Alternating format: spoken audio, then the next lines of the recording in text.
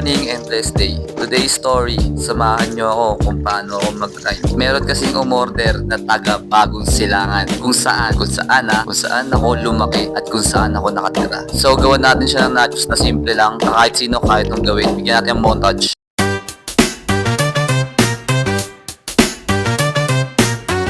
So yun, tapos na tayo sa step 1, isa tayo sa step 2. Gagawin na natin yung strawberry. Ito yung best seller sa amin. Dala ko na yung mga resources na pang grind. Nandito, malapit na ako sa amin nito. Nag-video na ako dito kasi medyo safe na. 10:51, naka-take off na ako sa Bagong Silangan. Malapit na ako sa bahay. So dito na ako nag-video. Pasikat si Otits dito. Sobrang init, grabe. Iba yung init ngayon. Pero tuloy-tuloy lang ang diskarte. More money, more blessing, make money.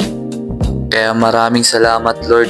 Bless ako araw-araw dahil sa'yo. Huwag mo akong pababayaan, sa likod lang kita. Ano ba ka? Sama ka sa vlog ko. Sa vlog ba? Del, tingnan. Ano dito? Ano lang yan? Thank you sa lahat ng taong sumusuporta sa akin. I love you.